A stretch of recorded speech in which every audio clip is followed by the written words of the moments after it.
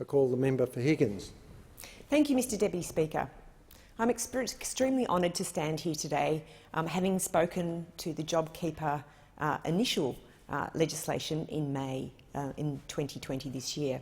And the reason I stand here so very proud is that the Australian people were looking to the federal government for a response.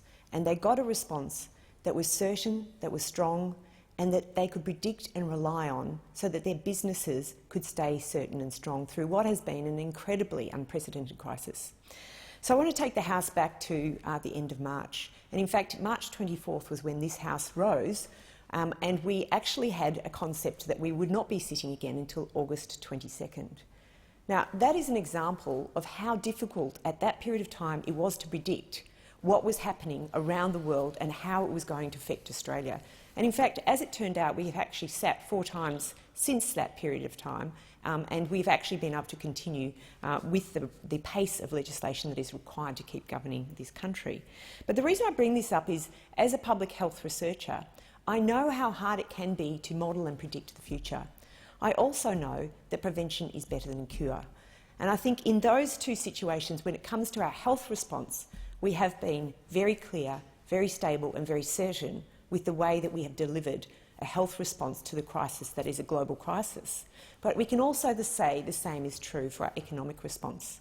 And at the end of March, I remember saying to one of my constituents, the Prime Minister was effectively facing what could be the Spanish flu and the Great Recession coming at him at speed. And it was like he had the Australian population of 25 million people who are passengers of the great plane, the Australian economy.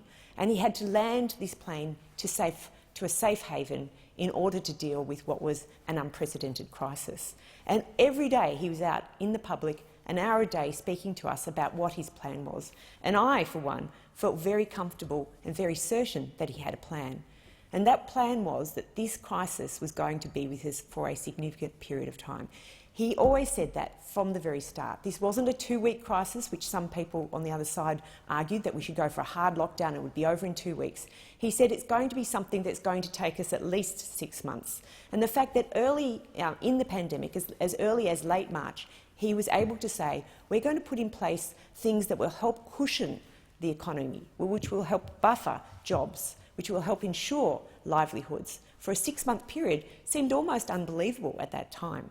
Now, as it's turned out, he was absolutely right.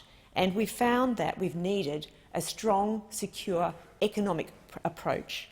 And people in Higgins are very, very grateful for the JobKeeper legislation, which I was privileged to speak at May the 13th in this House. And we've seen 900,000 businesses now take up the JobKeeper payment. That's 3.5 million employees. And already $42 billion has been dispersed to the people of Australia. Now, that surprised some people on the other side that we have taken this step, and that's because we knew that this had to be done. This temporary payment was incredibly important. And I now back in this second legislation, which, considering it's almost 6 months ago that the initial legislation was put in place, 4 months ago this initial legislation was put in place at a time when we really didn't know exactly what was going to happen with this pandemic. So we're now moving to a point where we need to make sure that we can step down the payment support in a temporary and transitionary way so that people can know, moving forward into the future, what their business situation will be, what the economy will do, and they need to be able to be sure that they can plan into the future. So the fact that the temporary JobKeeper payment is now being extended to March, and that we are going to have a system that ensures flexibility, an industrial relations system that ensures flexibility for the JobKeeper payment through this period of time, is incredibly important to the businesses of Australia and to the employees of Australia. And in Higgins, in my electorate, so many people have been incredibly grateful for the support that they have received. This is not the government's money, this is taxpayers' money, but they understand that this money is being well spent, that it's being targeted, that it's temporary, and we're making some adjustments now to ensure that as we move forward, going into the post-COVID period, that we can enable the economy to get back off its knees, that we can enable businesses to move forward with surety, with certainty, and to be sure that they can plan right out until March. Now, I come from Victoria, and unfortunately we are now 9 weeks behind the rest of the country, and a shout out to my constituents in Higgins. We are struggling with feeling a little bit left behind with regards to our health response, but I can say we look to the rest of the country to see the economy opening back up. When I speak to my colleagues around Australia, they tell me that people are getting back to business. The businesses that have been hardest hit, retail, hospitality, health, are now opening up and getting back to business. And the fact that they've been able to have this supportive economic initiative has been so important so that they can get back to business, knowing that their employees have stayed connected to the businesses. The important psychology of knowing that you have a job, that after this is all over, that you will be able to get back to work.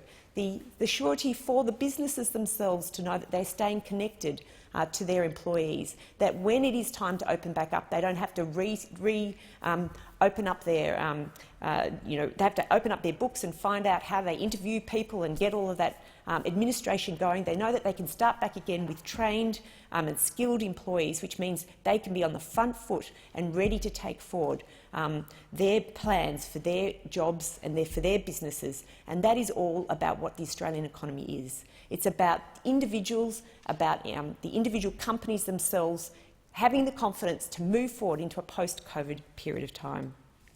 So I must say the most important thing about all of this is that the Australian people trust that they have a government that understands that this money is not the government's money, it's the taxpayers' money, and that we treat that money understanding that it's important to invest in our future through these temporary measures that will mean we're ready for a prosperous future ahead.